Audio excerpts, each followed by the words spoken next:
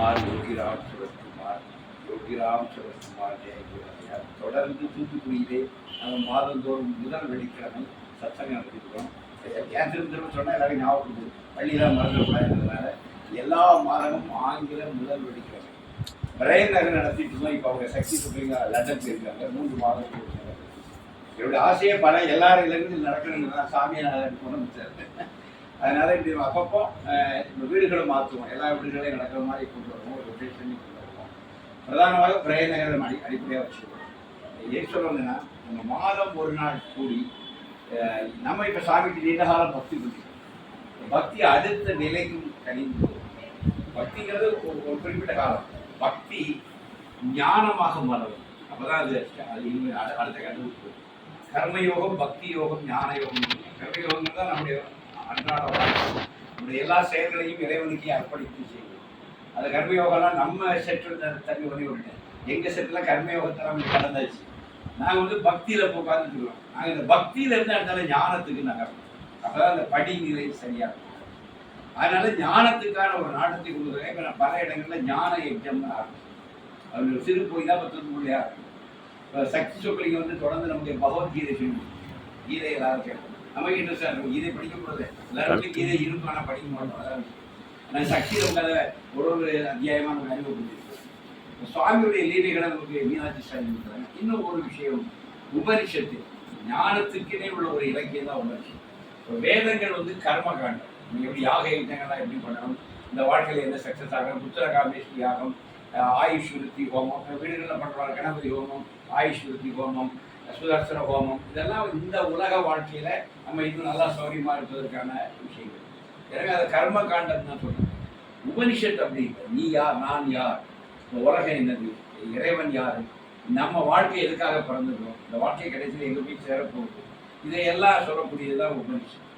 உபனிஷத்னால என்ன கேட்டதுன்னா ஒரு குருவை சரணடைந்து நிற்று.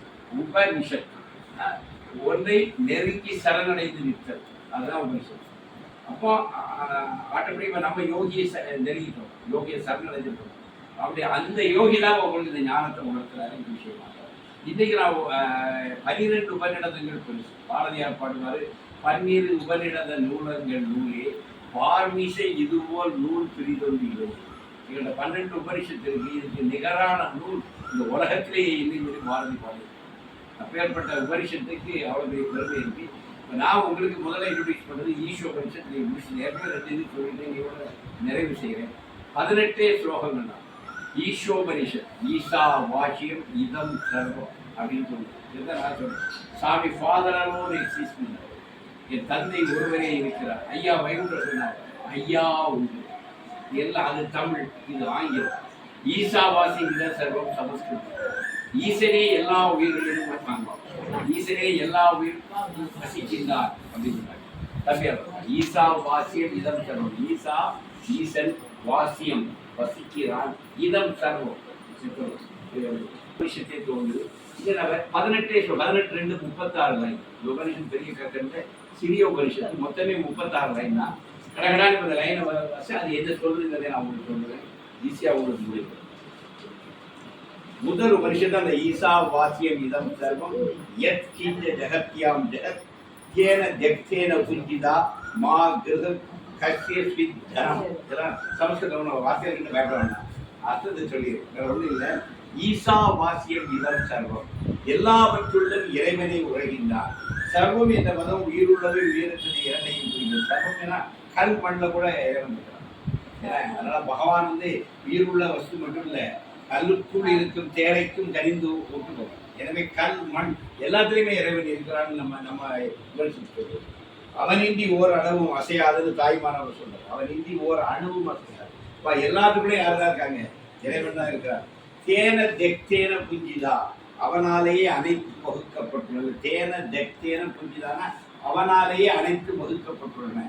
இந்த உலகத்தில் உள்ள எல்லாத்துக்குள்ளே இறைவன் இருக்கிறான். அவன் தான் அந்த உலகம் இப்படி இருக்குன்னு சொல்லி வகுத்து இருக்கிறான். அவன் தான் பிளாட் போட்டு வச்ச மாதிரி நமக்கு எல்லாம் இப்படி வண்டி இப்படி இருக்கணும், மீனாட்சி இப்படி இருக்கணும், ஸ்டாலின் இப்படி இருக்கணும், சங்கர் இப்படி இருக்கணுங்கிறத அவன் தான் நிர்ணயிக்கிறான். நம்ம ஒன்றும் இல்லை. நமக்கு நம்ம ஜவாப்தாரி. இதோடைய படைத்த பரமன் தான் நமக்கே காரணம். இந்த படைப்பு அப்படிதான் உருவாக்கிட்டார். தேன தெக்தேன புஞ்சிதா மா கிருத கசிய ஸ்ரீதனம், அடுத்தவர்களின் தனத்தை அபகரிக்க முயற்சிக்காது. சொல்லிட்டு என்ன சொல்றாரு, யாருக்கு என்னென்னு சொல்லி ஈசன் தான் அளந்து வச்சிருக்கான், இதை நீ அடுத்தவன் இதை எடுக்க ஆசைப்படாதீங்க. அதாவது அர்த்தம், எல்லாவற்றையும் இறைவனை தந்து உனக்கு என்ன தந்திருக்கானோ அதை வச்சு நீ திருப்தியா வாழப்படையும். நம்ம என்னன்னா என்னைக்குமே நம்ம ஹோட்டலில் போனால் பக்கத்துல என்ன ஆர்டர் பண்ணுறோம் பார்த்தா நம்மளே ஆர்டர் பண்ணுவோம். நான் பல டெக்ஸ்டைல் போயிருக்கேன் சேலமாக கூட போயிட்டு நாங்கள் அப்போ தான் ஒன்று எடுத்து வச்சுருந்தோம், இது என்னதுன்னு கேட்போம். நம்ம பொருளை அங்கே கிடக்கு 100 சேலை மரம் மாதிரி நம்ம எடுத்து ஒன்று வச்சுருக்கோம் பாருங்க, இது என்னன்னு கேட்பாங்க. மனித இயல்பே ஏற்றவட்டுக்காக என்னத்துக்காக அதை பார்த்து அது இடம் கேட்கறது இது ஒரு அதை தான் சொல்லணும். நீ உனக்கு இறைவனோடு தந்திருக்கிறான், அதை நீ வச்சு திருப்தியாக வாழப்போற. அடுத்தவர்களுடைய விஷயத்துக்கு ஆசைப்படாது என்று நம்ம தான் சொல்றோம். இரண்டாவது சொல்லுவார், குருவன் ஏவ இக கர்மானி ஜிகி விஷய சதம் சமக ஏவம் தொயின அந்தியத இத அஸ்தின கர்ம நிற்பியதே நரை. ஒரு உலகில் 100 ஆண்டுகள் வாழ விரும்பினால் கர்மத்தை செய்தே வாழ வேண்டும், வேறு வழி இல்லை, மனித பிறவி ஆகுது. என்ன சொல்ற, 100 வருஷம் நீ வாழலாம் இருக்க. ஒரு விஷயத்துக்கு ஒரு ரகசியம், நம்ம உடம்பு 120 வருஷம் வாழும். நம்ம டென்ஷனாகி அதை 70-80 போய்க்கு இறைவன் நம்மளை எப்படி படைச்சிருக்கான்னா 120 ஆண்டுகள் வாழக்கூடிய உடம்பை தான் இறைவன் ஒன்று தந்தான்.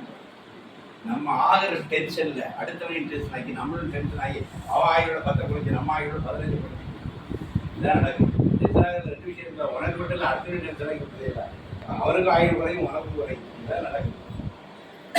இது 100 சொல்றாரு, 100 ஆண்டுகள் நீ அழகா வாழலாம், ஆனா நீ செயலாற்றி கொண்டே இருக்க வேண்டும். நம்முடைய செல்வராஜ் இருக்கக்கூடிய பச்சை சட்டை தப்பிட்ட யோகி சொல்லுவாங்க, அவனுக்கு இடையில ஒரு சின்ன சாமி நல்லா இருக்கு, எப்படி சாமியார் கூட இருக்கணும்னா நமக்கு எல்லாம் காசு வருது ஓசல் சாப்பிட்டு இருந்தோம் அப்படின்னு மனசில் நினைச்சிருக்காங்க.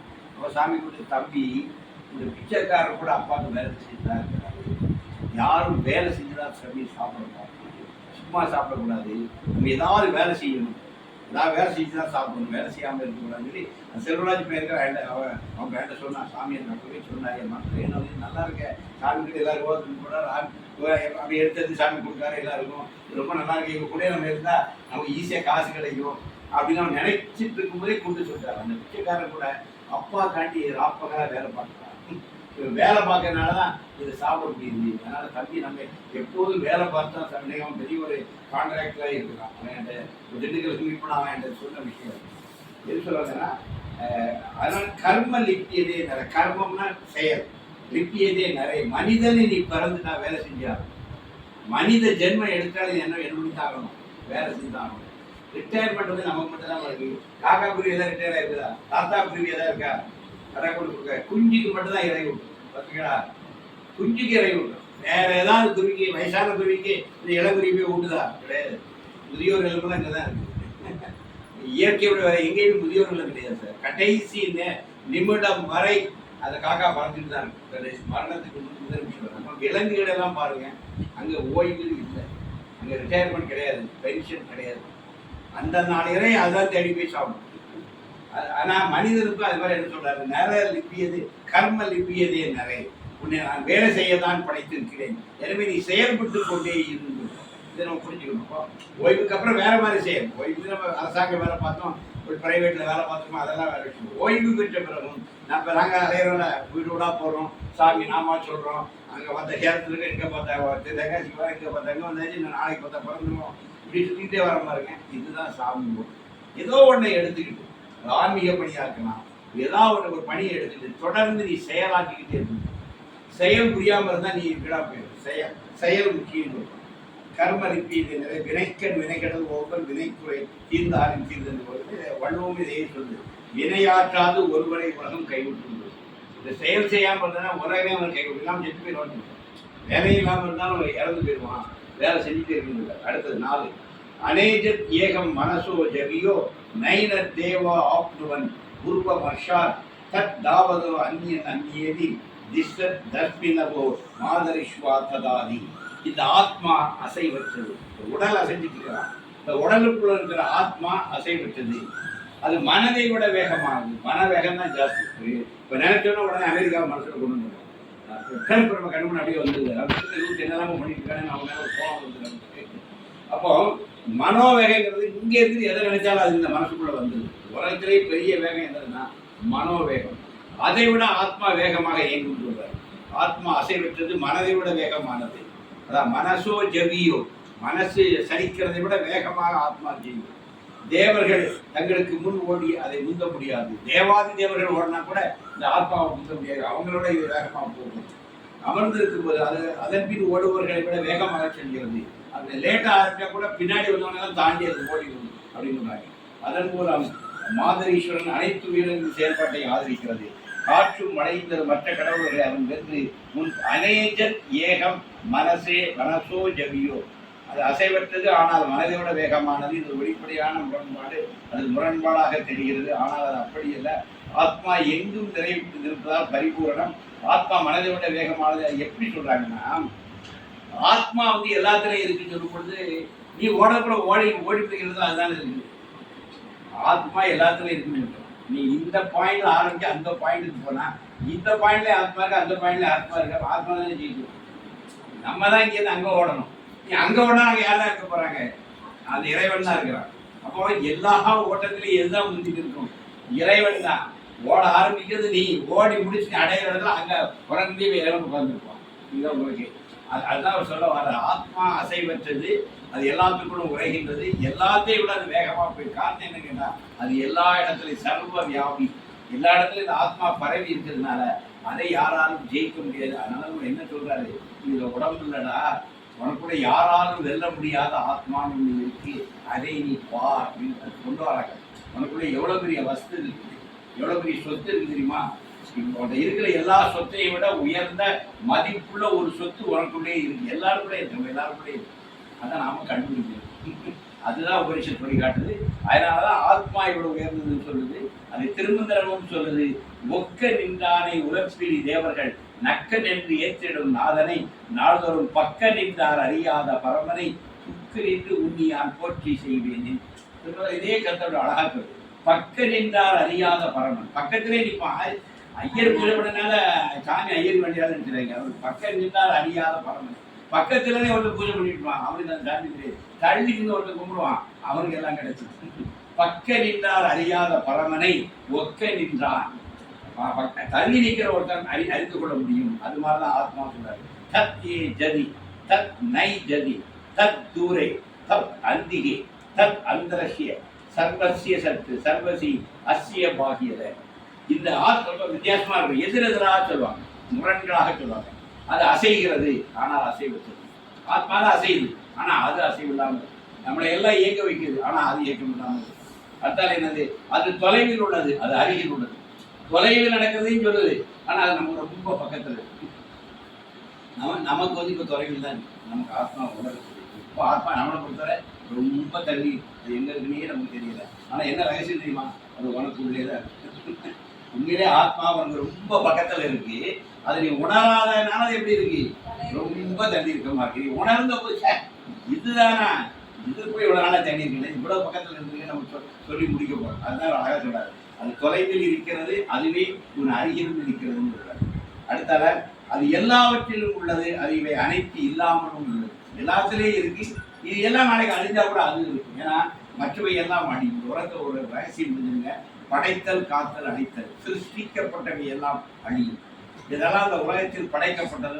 நம்மளோட பேர் இல்லை, நம்மளுடைய பெற்றோம். ஆனா நமக்குள் இருக்கிற ஆத்மா, அந்த ஆத்மா பிறக்கவும் செய்யாது, இறக்கவும் செய்யாது. நம்ம இறந்தா கூட நம்முடைய உணர்வுகளை வாங்கி கொண்டு இன்னொரு தாயோட கர்ப்பப்பைக்குள்ள அது இடமாறிடும். அந்த ஆத்மாவுக்கு அழிவே கிடையாது. அது எல்லா காலத்திலையும் இருக்கு. எத்தனை ஜென்மம் எடுத்தாலும் நம்ம ஆத்மா தொடர்ந்துகிட்டே. வேற சாமி again and again we are meeting. நாம் திரும்பவும் திரும்பவும் சந்திக்கின்றோம் சாமி சொன்னார். திரேதா யுகத்தில் ராமன் கூட, ராமன் உதவி பண்ண குரங்கில் ராம கொடுக்குறாங்க. நம்மளாம் நல்ல குரங்க அந்த குரங்கு சேர்த்து பண்ணத்தில் போட்டுருக்கோம். அதனால நம்மளை இப்போ கொண்டு சாமி கொண்டு. அடுத்த தோவரை கண்ணன் வந்துட்டான். அவன் நல்லா மாடு மேய்ச்சான். 200 மாடு மேய்ச்சான். கண்டிப்பாக நம்ம ஒரு கண்டுபிடியாத 2 காலம் நெகி கிடந்துட்டோம். அதனால இந்த ஜென்மால யோகிக்கிட்டோம். அப்போ திரேதா யுகத்தில் நம்ம ராமன் சேவை செய்த குரங்கார் பிறந்தோம். அதனால ஒரு ப்ரொமோஷன். துவாபர யுகத்தில் கண்ணனுக்கு ஒரு மாடா பிறந்தோம். அவன் காலை நெகி கிடந்தோம். அதனால ஒரு ப்ரொமோஷன். இந்த கலியுகத்தில் யோகிராஜ்குமார் பக்தராகி அவருடைய நாமத்தை சொல்லி இதெல்லாம் ப்ரொமோஷன்ஸ். அப்போ என்ன கிடைச்சதுன்னா மற்றவையெல்லாம் அழிஞ்சிச்சு. நம்ம திரேதாயுகத்தில் இருந்த உடம்பு போயிட்டுது, துவாபரயுகத்தில் உள்ள உடம்பு போயிட்டுது. ஆனால் அந்த ஆத்மா தொடர்ந்து வந்ததுனால கலியுகத்தில் நம்ம அந்த அதே இறைவன்கிட்ட போய் நம்ம போய் நிற்கிறோம். இதுதான் இந்த பாட்டுடைய அர்த்தம். பார்க்க வேற மாதிரி தெரியும், ஆனால் உள்ளார்ந்த அர்த்தம் இதுதான். அது அசைவற்றது, அசைவுள்ளது. அது அருகில் இருக்கு, அது தொலைவில் இருக்குது, அது எல்லாத்துலேயும் இருக்கு. எல்லாம் இல்லாட்டாலும் அது இருக்கு. இந்த உடம்பே ஒரு நாள் காணாமல் போயிடும். ஆனால் உள்ள இருக்கிற ஸ்பிரிட் நம்ம அடுத்த ஜென்மாலையும் யோகராஜ்குமார் யோகி வணங்குறாரு. அடுத்த ஜென்மாலையும் நமக்கு நாம என்னதான் யோகிராம் சத்குமார் நம்மளோட சாமியோட விட மாட்டோம், நம்மளும் சாமியை விட மாட்டோம். இந்த பந்தம் தொடரும். இச்சைக்கும் ஏழையல் பிறவிக்கும் உற்றுமையாம் உமக்கேயாம் ஆட்சியும் மற்ற நம் காமங்கள் மாற்றியதோர் எம்பாவாய்னு இவா பாடலையா நம்முடைய ஆண்டாள் பாடினாள் திருப்பாவையில்.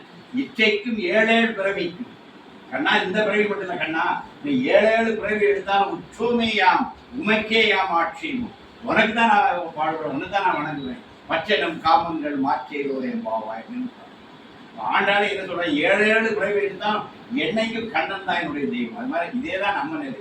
நம்ம எத்தனை ஜென்மம் எடுத்தாலும் நம்முடைய தந்தை யோகிராம் சத்குமார் எந்த செய்தியும் இல்லை. அவர் எத்தனை ஜென்மம் எத்தனை உடம்பு தரல, எத்தனை உடம்பு தாங்க சாமி காவலை கிடப்ப நீர் தான் நீர் தான் ஒரே சாமி, பொம்மை தான் பிடிக்கும், வேறு யாரையும் நாங்கள் பிடிக்க மாட்டோம். அப்படி நாம அப்படி ஒரு விரதமாக இருக்கும். இதுதான் கோபிகளுடைய பக்தி. கண்ணன் மேலே கோபியர்கள் அப்படிதான் இருந்தாங்க. அது மாதிரி நம்ம சுவாமியுடைய கோபியர்.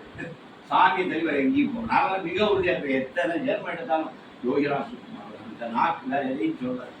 அப்படி அவருக்கு ஒரு அடிமை சாதனை எழுதி அது வேணும். அந்த உறுதி வேணும். அதுதான் அந்த உபரிசத்து சொல்லுது. அடுத்தது அந்த தத் ஏதி ஜதி தத் நை ஜதி. ஜதினா வேகமாக போடுது, நை ஜதினா வேகமாக போடுது.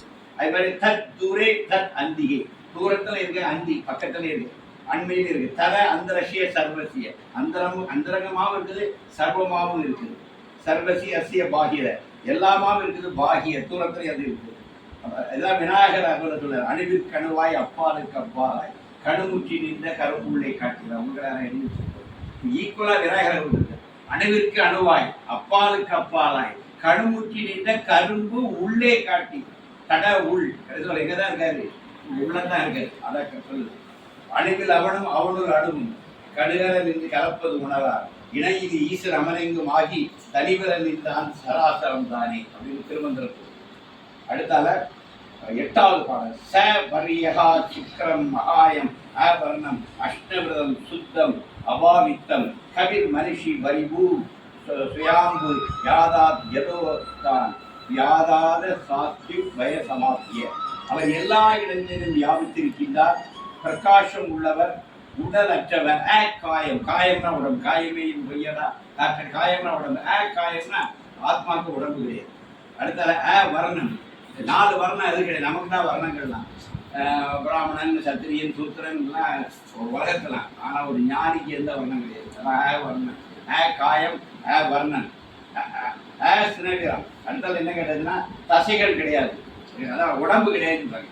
தூய்மையானது, பாவத்தால் தீண்டப்படாதவர், தொலைநோக்கு பார்வை கொண்டவர், எல்லாம் அறிந்தவர், உயர்ந்தவர், சுயமாக தோன்றியவர்.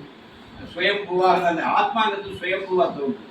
அதனால ச பரியகா சுக்கரம் மகாயம் ஆலமாக என்ன சொல்லலாம், அது எல்லா இடங்களிலும் வியாபித்திருப்பது, விரிந்திருப்பது, பிரகாசம் உள்ளது, உடல் அற்றது, கடுமையானது, தீண்ட முடியாது, தசைகள் இல்லாத தூய்மையானது.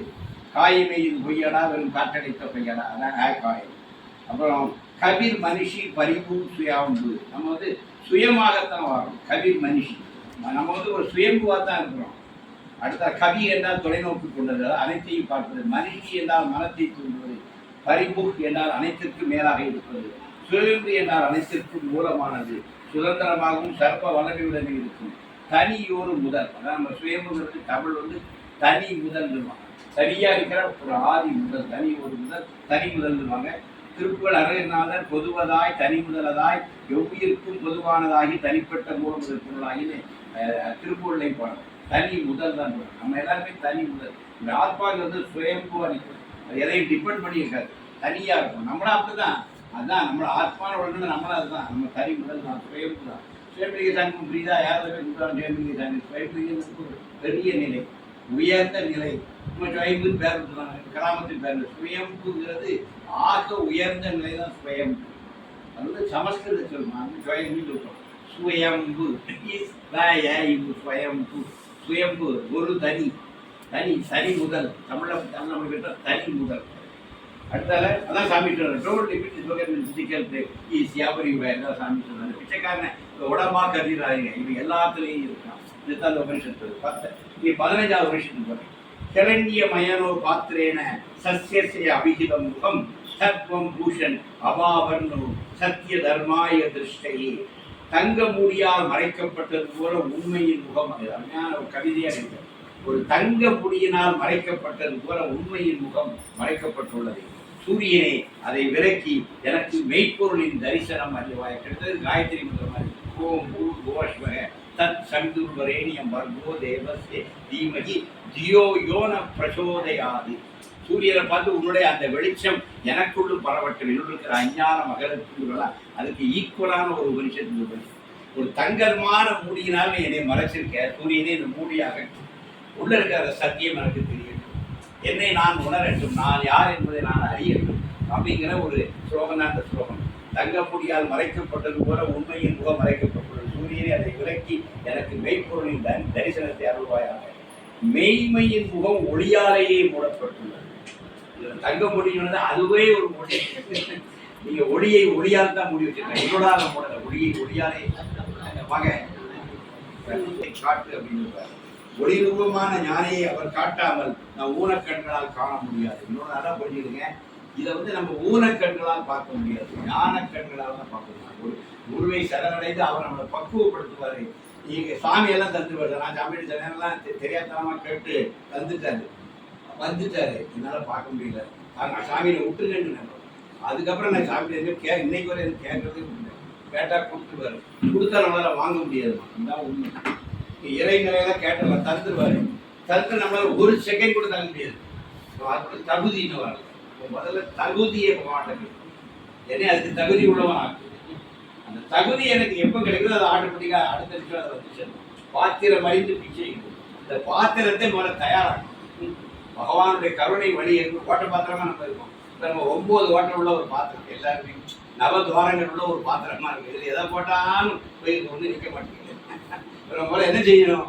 இந்த நவத்வாரங்களை அடைச்சி, அதான் சித்தர்கள் சொல்றாங்க, நவத்வாரங்களை அடைச்சி எது வந்தாலும் உள்ளுக்குள்ள இருக்கிற மாதிரி பாத்திரத்தை கூட சரியாகுனா பகவானுடைய எல்லாத்தையும் தரும். ஒரு செகண்ட்ல உன் பாத்திரம் நிறைஞ்சு, ஒரு செகண்ட் தான் சாமி உன் பாத்திரம் நிறைஞ்சுதான் நீ பெரிய பேரானந்த பெருங்கடலில் மிதப்பா. இதைத்தான் இந்த ஸ்லோகம் மறைமுகமாக நேரத்தில் மறைமுகமாக சொல்றது. கிரண்ய மயனோ பாத்திரேன, நீ அந்த பாத்திரம் சொல்றது பாத்திரேன சத்தியசிய அபிகிதம் முகம் தத்வம் பூஷன் அபாவர்ணு சத்திய தர்மாய திருஷ்டையே. அதான் 16ஆவது ஸ்லோகம். இந்த 2 தான் இருக்குது. பூஷண ஏகசே யம சூரிய பிரஜாபத்திய வியூக ரசனின் சம்யுக தேஜோ யாதே ரூபம் கல்யாண தமம் தத்தே பஷ்யாமியோ அசௌ அசௌ மூர்ஷசகம் அஸ்மி. ஓ சூரியனே, தனித்த மேல்நிலைகளுக்கு பயணிப்பவனே, பிரஜாபதியின் மைந்தனே, உன் கதிர்களை அகற்றி ஒளியை சேகரித்திருந்த உனது மகிமையான வடிவத்தை நான் காண்கிறேன். நான் அவன் உள்ளுள் இருக்கும் புருஷன். எப்படி பிடிக்குன்னா, இந்த சூரியனுக்குள்ள தானே நான் இருக்கேன். சூரியன் பிரஜாபதியினுடைய குழந்தைய சூரியனை நீ வேறு நான் வேற அல்ல. நமக்குள்ள அந்த சூரியன். நான் முதல்ல சொன்னேன், காயத்ரி மந்திரத்தில் என்ன சொல்றோம்? உன்னுடைய கிரணங்கள் என்னோடு வருவதாக, உன்னுடைய ஒளி எனக்குள் வருவதாக. அகம் ஒளிரணும். அகம் ஒளிரும் போது புறம் ஒரு பொருட்டை அகற்றி அந்த ஒளி மட்டும் தான் நமக்கு. அஞ்ஞானம் என்பது இருள். இப்போ நம்ம இருள் சூழ்ந்த ஒரு பாத்திரமா நம்ம இருக்கும். அந்த இருள் விலகி நமக்குள்ள அந்த சூரியன் தினம் காலையில் உதிக்கிற சூரியன் நமக்குள்ள உதிக்கும். ஞான சூரியன் நமக்குள்ள உதிக்கணும். உதிச்சாச்சுனா இந்த உலகம் எல்லாம் நான் எனக்கு ஒரு வரவு பரத்துல சொல்லியிருக்கேன். அந்த சிவசேனத்திற்கு மாதவ ஒரு இருப்பது ராத்திரி பார்த்தா இருட்டா இருக்கும். ஒன்று தெரியாது. கொடமலையில் ஒரே இருளா இருக்கும். மின்னல் அப்படி அடிக்கும். அடுத்த நிமிஷம் பார்த்தா அந்த கடலா டேமு அந்த ரூட்டு எல்லாம் தெரியும். நல் இருளில் இருந்து பார்க்கும்போது ஒன்றுமே தெரியாது, எல்லாம் இருட்டா இருக்கும். ஒரு மின்னல் வெட்டு வந்துச்சுன்னா எவ்வளோ பெரிய டேம் இருக்கு, எவ்வளோ தண்ணி கிடக்கு, எவ்வளோ இருக்குங்கிற அந்த பெரிய இடமே எத்தனை ஆயிரம் மரம் இருக்குங்க எல்லாம் இருக்கு. அப்போ என்ன தெரியுதுன்னா எல்லாமே இங்கே இருக்கு. நம்ம அஞ்ஞானம் என்கிற இருள் இருக்கிறனால நம்ம கண்ணுக்கு எதுவுமே தெரியல. நமக்கு ஒரு பெரிய சொத்து இருக்குது, ஆனால் அந்த சொத்தை நம்மளால பார்க்க முடியாது. நம்மகிட்ட அஞ்ஞானங்கிற ஆசை, இன்னும் அஞ்ஞானங்கிற ஆசை தான் கிடையாது. லவம் என்னத்தை கிடைச்சாலும் இருக்கு. எத்தனை சாரி எடுத்தாலும் அடுத்த ஆள் அங்கே கூட கண்ணு அங்கேயே தான் ஓடுது. புதுசாக தான் வந்திருக்கா. வீடு முழுக்க சாரி இருக்காத, அடிச்சு வைக்க நேரத்தை காணுத. இல்லை வெளியே போனோம், எந்த கடைக்கு போனாலும் அந்த புதுசாக தான் வந்திருக்கா. இப்போ நம்மகிட்ட என்ன நான் படி சொல்லலை, இது நமக்கு இருக்கிற ஒரு பாவம், திருப்தி வரணும், ஒரு இடத்துல நிறைவு வரும். நம்மளாம் ஒரு ஏஜ் தாண்டி ஒரு நிறை போதும் சொல்லும். எனக்கு போதும் எண்ணம் உங்களுக்கு வந்துட்டோம். பெரிய இறைவனை நெருங்கினீங்கன்னா போதும் சாமி, இருக்கிறது போதும், இது போதுமான, இதை வச்சுட்டு நான் முன்னேற போறேன் அப்படின்னு சொல்லியாச்சுன்னா அந்த பார்வை புறத்தே சாடுகிற பார்வை அகத்தே திரும்ப ஆரம்பிச்சு. இப்ப எல்லாம் புறவை மாத்திரம் போகுது. எடுத்துக்காரனை பார்த்து எதையும் வாங்கணும். அவன் வாங்கிட்டு நான் வாங்கிடுறேன், அவன் வாங்கிட்டு நம்ம வாங்கிடுறோம். அது அவனுக்கு தேவை வாங்கியிருக்கான், அவன் இன்னொரு எடுத்துக்காரன் பார்த்து வாங்கிடுவான். அந்த லூசை கேட்டால் அவனுக்கு தேவை இருக்காது, எடுத்துக்காரன் வாங்கிடுவான், ஆனால் இவனு வாங்கிடுவான். நிறைய பார்த்தீங்கன்னா தேவைக்காண்டியே வாங்கல. அட்வைஸ் பண்ணி பார்த்தா அவன் ஒரு அட்வைஸ்மெண்ட் ஒருத்தர் சொன்னா தெரியுமா, அவன் வாங்கிட்டான், ஏன் வாங்கிட்டு நீ வாங்கிக்கியான். நம்ம எவ்வளோ லூஸ் ஆகிட்டான் பாருங்க. அப்படிப்பட்ட ஒரு வீட்டில் குழந்தை இருக்கு, புக்கு படிக்கினா ஒரு டேபிள் வேண்டி தான். அந்த ஒரு டேபிள் இன்ட்ரோடக்ஷனுக்காக பார்த்தா அவன் பேசுவான், அவன் வாங்கிட்டான், அவன் வாங்கிட்டான், நீ வாங்குறியா. நமக்கு என்ன ஆயிட்டா, நமக்கு தேவைங்கிறது இல்லை, அவன் வாங்கிட்டா இவன் வாங்கிட்டா நீ வாங்குது. இப்படி நம்ம வாழ்க்கை எப்படி இருக்குன்னா, எதிர் வீட்டுக்காரனை பார்த்தே வாழ்ந்து இதை விட்டுட்டு நீ உனக்கு தேவைன்னா வாங்க, உனக்கு எது தேவை அதான் வாங்க. வாழ்க்கையை நம்ம வந்து நமக்கு அந்த பகுத்தறிவு பகவான் நம்மளுக்கு கொடுத்துருக்காரு. அறிவு ஞானம் நம்மளுடைய இருக்கு. அந்த ஞானத்தை பயன்படுத்தி போதும் என்ற நிலைக்கு வந்து இருப்பதில் ஒரு நிறைவு இருக்கு. நிறைவு தாங்க முக்கியம். வாழ்க்கையில் நிறைவு வந்துட்டாலே எல்லாம் திருப்தி இருக்கணும். நிறைவு ஒரு திருப்தி வரும். அல்லது மனசுக்கு வந்து என்ன கொடுத்தாலும் 5 கொடுத்தா 6 கேட்கும், 6 கொடுத்தா 7 கேட்கும், 7 கொடுத்தா 8 கேட்கும். இது ஒரு நாள் நிற்காது. நீ தான் ஒரு இடத்துல ஒரு ஃபுல் ஸ்டாப் வைக்கும், போதும் இதை வச்சு நான் நிறைவாக வாழ்ந்துக்கிறேன் சாமி, இனி எனக்கு நிம்மதியை தான், எப்போதும் உடனே என்ன செய்யணும், உன்னை பற்றி செய்யணும் அப்படின்னு சொல்லிட்டு நான் இன்னொன்று சொல்கிறேன். நான் வழிக்கு வந்து சொல்கிறேன், நீ வீட்டில் உட்காந்து என் கூட பஜனைக்கு வந்து செய்யணும், அவன் போய் பிஸ்னஸில் சக்ஸஸ் ஆகிடும். பஜனை பாட பாட பாட அவன் அங்கே சக்ஸஸ் ஆகிட்ட மாதிரி தான் இதாக கடைசியாக ஒரு கதை சொல்லி கொடுத்துறேன். என்னுடைய பேரன் ஜெர்மனியில் இருந்தான். இப்போ படிச்சுட்டு நான் எனக்கு ஒரு சின்ன சந்தேகம், நான் நல்லா படித்தேன், செல்லம்மா நல்லா படித்தவன், டிஸ்ட்ரிக்ஷன் வாங்குவாங்க, என் மகா நல்லா படித்தேன், என் மருமகன் நல்லா படித்தவன். இந்த பையன் ஒரு +2 வர போயிருக்கான், பெரிய அளவுக்கு அவன் படிப்பில் ஒரு பெரிய சாதனை பண்ண மாதிரி தெரியலையே அப்படின்னு எனக்கு ஒரு இவட்ட கூட அந்த உள்ளாமல் எனக்கு கூட ஒரு கேள்வி இருக்கு. அப்போ எனக்கு ஒரு நம்பிக்கை உண்டு, அது எப்படி சாமி அவனை சாதனை விடுறான். இப்போ தான் எனக்கு ஒன்று தெரிஞ்சுதான் அவன் +2 முடிச்சு இப்போ பிஇ போயிருக்கான். எனக்கு தான் அவனுக்கு ஃப்ரீ சீட் எடுத்துட்டு என்ன நம்ம விசாரிச்சா அந்த நாட்டில் ஒரு சிஸ்டம் இருக்கும், ஸ்பான்சர்ட் சீட்ஸ். பெரிய பெரிய கம்பெனிகள் வந்து ஸ்பான்சர் பண்ணுவாங்க. அதுக்கு ஒரு எக்ஸாம் வைக்கிறான். அதில் 4000 பேர் மோதிருக்கான் ஜெர்மனியில். இவன் 4000 பேர் ஒரு ஆளாக போயிருக்கான். வேகன்சி 2 வேகன்சி, 2 இடம். 4000 பேரில் முதல்ல 400 வந்துட்டான். அப்புறம் 400 ஷார்ட் லிஸ்ட் பண்ணி 200 கொண்டு வைக்கிறான், அதுலேயும் வந்துட்டான். 3வது வந்து 20-30 வந்துருக்கு, அதுலேயும் வந்துட்டான். 4வது வந்து 3 பேர் 3 பேரில் 2 பேர் எடுப்பான், அது நம்பர் 1 வந்துட்டான். அப்புறம் வெளிநாட்டுக்காரங்க ஜெர்மன் பசங்க, பல நாட்டு ஆட்கள், அவங்களோட ஒரு இந்தியன், அவரோட அப்பா செஞ்ச பையன் வேறு போய் சக்ஸஸ் ஆகிடுச்சு. சொல்லுதுன்னா இது எனக்கு தெரியல, நாங்கள் எங்கள் பகவான் வந்து பண்ணிட்டு இருக்கோம். நீங்கள் எங்கள் பேரனுக்கு சுவாமி எப்படி இருப்பாரு, என் மகளோ மருமகனோ அவன் அடுத்த அவருடைய 4 ஆண்டு படிப்புக்கு ஒரு வீக்கு 1 பைசா செலவு செய்யும். அதை விட வேறு தெரியுமா, எல்லாம் கொஞ்சம் மாதம் கேட்டால் நான் அவன் வாங்கிட்டு வரேன். அவனுக்கு சேலரி வருது, 3 மாதம் பல்கலைக்கழகத்துக்கு படிக்கும், 3 மாதம் அந்த ஆஃபீஸில் ஒர்க் பண்ணி அவனுக்கும் ஒரு இது கொடுத்தாங்க, ஐடி கார்டு, லீவ் எல்லாம் உண்டு. ஜாப் வித் கல்வியும் இருக்கும். அவன் 2 படிக்க, அது சேலரியும் கொடுத்துறான். அந்த கட்டணத்தை முழுக்க சேலரி வச்சு கட்டிடும். அது போய் எனக்கு சேலரியும் கொடுக்குறான். இப்போ என்ன கிடைக்குதுன்னா அவன் எங்களுக்கு செலவழிக்கிறாமான்னு சொல்லுவான். அதாவது லேண்ட் ஒயில் யூ ஏர்ன். நீ படிக்கும் போதே சம்பாதிக்க கற்றுக்கொள், இப்படி ஜெர்மனில் சொல்லி கொடுக்குறான். Learn earn while you learn. Learn பண்ணிக்கிட்டு ஏர்ன் பண்ணிக்க வச்சுருக்கீங்க. இதெல்லாம் நம்ம நாட்டில் கொண்டு வந்து இதெல்லாம் நம்ம நாட்டுக்குள்ளே கொண்டு வந்து இதில் 2 பேர் 2000 பேர் 2 பேர் எடுக்கிறான். அந்த 2 பேர் இந்த சலுகையை கொடுக்குறான். ஏன்னா அவன் அவ்வளோ திறமையை காட்டியிருக்கான். அவனுக்கு படிப்பை அந்த கம்பெனியே ஸ்பான்சர் பண்ணவங்க எவ்வளோ கம்பெனிஸ் இருக்கு, எவ்வளோ பேங்க இருக்காங்க. சோகோ ஆரம்பிச்சிருக்காங்க. நம்ம இதில் செய்கிற ஒரே நிறுவனம் சோகோ நிறுவனம். ஆனால் அவன் 3rd இயரில் பிடிக்கிறான். 3rd இயரில் போய் பேங்கில் பிடிக்கிறான். பிடிச்சி அந்த 4th இயர் ஃபீஸை கொடுத்து அவன் கட்டிடுறான். அவன் கூட்டுகிட்டே போயிடறான். அவன் கம்பெனிலேயே இன்டர்ன்ஷிப் கொடுக்குறான். அவன் கம்பெனியில் இன்டர்ன்ஷிப் பண்ணுறான். சோகோ 4th இயர் கொடுக்குறான். எக்ஸாம் எழுத மட்டும் தான் போட்டு யூனிவர்சிட்டிக்கு அவனுக்கு ஒரு அக்ரிமெண்ட் பண்ணா. இப்போ இந்தியாவில் சோகோ இப்போ ஸ்டார்ட் பண்ணியிருக்கான். ஐரோப்பிய நாடுகள் எல்லாம் பார்த்தீங்கன்னா ஹோல் படிப்பு, ஃபுல் இன்ஜினியரிங். இந்த கம்பெனி சேர்ந்து பென்ஸு, பாஷ், பெரிய பெரிய கம்பெனி, சின்ன குட்டி கம்பெனிகள். அவங்களுக்கு எல்லாம் திறமையான இளைஞர்களை கைப்படும்.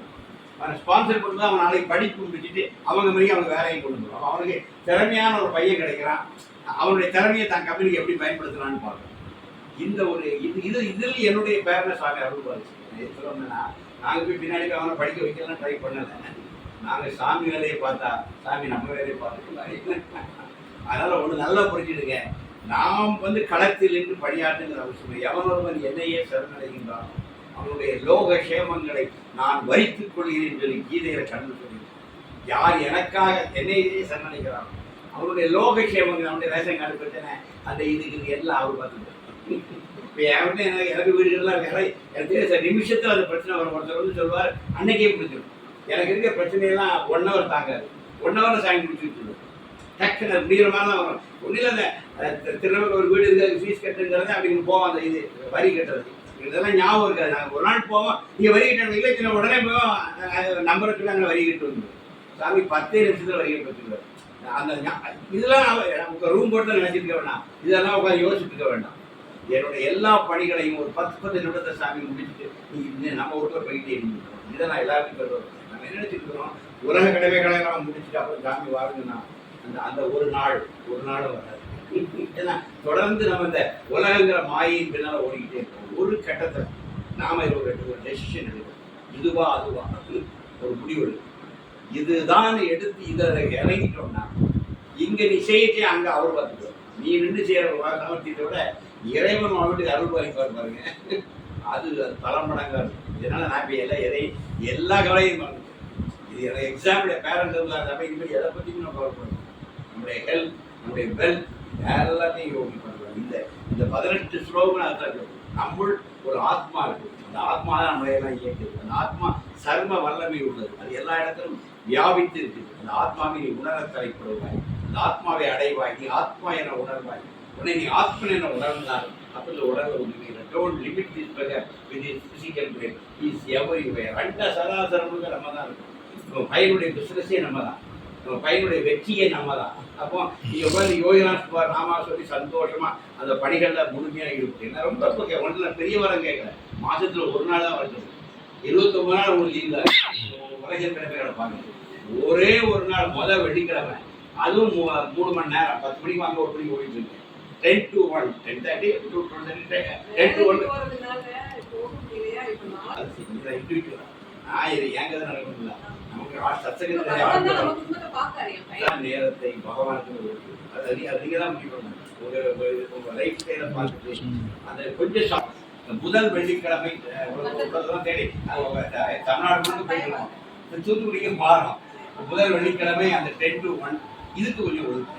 அது எல்லாரும் ஒரு முடிவு பண்ணா ஒரு 15-20 பேர் இருந்து ஒற்றுமையாக உட்காந்து எல்லாம் பகவான் நாமா சொல்லி பகவானை பற்றி ஒரு 2 hours சிரிச்சுட்டு இருந்தோம்னா அது இந்த தூத்துக்குடிக்கே நல்லதுமா. நம்ம ஒரு வீட்டில் உட்காந்து கூடி நாம சொல்லலாம், இந்த தூத்துக்குடி நகரமே நல்லா இருக்கும். அது எக்ஸாஜ் நம்ம கும்பிட இந்த ஊரை தப்பிக்கிறோம். வர ஆபத்துலாம் தெரியுதா, அதான் ஒரு வெப்ப அலை வருது. வைக்க என்ன வைக்க இருக்கும். ரோமில் 49°C கற்பனை பண்ண முடியுமா சார்? பனி இப்போ படர்ந்து இருக்கக்கூடிய அந்த இடத்துல எல்லாம் இப்போ 49°C. உலகம் எங்கே போயிட்டு இருக்கு பாருங்க. அடுத்த ஒரு வெப்ப அலை வருதுன்னு ஒரு தொழில் நம்ம பண்ண முடியாது. விவசாயம் மட்டும் இல்லை சார், எந்த தொழிலும் பண்ண முடியாது. இந்த மாதிரி டிகிரி ஏற்ற நீங்கள் எந்த மிஷினை ஓட்டுவீங்க? வெளியே வந்து வெப்பத்தின் அளவு அதிகரிச்சுட்டா உள்ள இருக்கிற மிஷின் டீ பிடிச்சிருக்கு, சரியா ரன் பண்ணவே முடியாது. தொழிலும் பாதிக்கிறீங்க. விவசாயம் மட்டும் இல்லை, தொழிலும் பாதிக்கிறோம். பர்டிகுலர் டிகிரியில் எல்லாம் இருந்தால் தான் எல்லா மிஷின்களுமே கரெக்டாக ஓடிட்டு இருக்கும். அப்நார்மல் ஹீட் வெளியே டெவலப் ஆகினா அவங்க மிஷின்லாம் கண்ணாபின்னு செதுக்கி உண்மை. எனவே இன்றைக்கு ஒரு பெரிய வெப்ப அலை அமெரிக்காவிலேருந்து கிளம்பி வருது. இந்த மாதிரி நமக்கு மழை பொழிவு குறை போகுதுன்ற மிகப்பெரிய வறட்சி இந்தியா எதிர்கொள்ள போயிருந்து வானிலை இறக்கி விட்டாச்சு. நாங்கள் நேரத்தை வளர்க்கிற கூட்டத்தில் ப்ரேயர் போட்டா, சாமி என்னமோ ஒன்று வருதுன்னு சொன்னா நீர் என்ன பண்ணுறது தெரியாது, விசிறி திரட்டை வச்சு தடுத்துடணும், எங்கள் ஊருக்குள்ள வரக்கூடாது. நாங்கள் கொஞ்சம் பேசலாம், எங்கள் ஊருக்குள்ள வராமல் நீர் பார்த்துக்கணும். அதனால நாங்கள் நிறைய நாம சொல்லிட்டு ஆமாம் அப்போ அந்த பேர் நம்ம தொடர்ந்து நாம சொல்லி தூத்துக்குடி வரவிடாமல் பார்த்துக்குவேன். நான் என்னால் முடிஞ்ச அவ்வளோதான். எனக்கு நான் சின்ன பையன் என் அளவு கேட்பேன். தூத்துக்குடி மாவட்டத்துக்குள்ள சாமி கொஞ்சம் விசிறி வச்சு தருவேன். அந்தந்த மாவட்டத்தில் அம்மாவும் கேட்டுட்டு போகிறேன். புத்திசாலி கேட்டால் கூடும், கேட்கல நீர் உள்ள விட்டுருவோம். அதனால் நம்ம தூத்துக்குடி மாவட்டத்தில் நான் கேட்டேன். ஒரு கையில் விசிறி ஒரு கையில் சரட்டையை வச்சுட்டு சாமி வரக்கூடிய வெப்பலே அப்படியே தூத்துக்குடி கடலுக்கு அங்கேயே தள்ளி விட்டுருங்க. அது போயிட்டு என்ன அது தெளிவாக இருக்கும். யோகிராம் சுரத்குமார், யோகிராம் சுரத்குமார், யோகிராம். அடுத்தது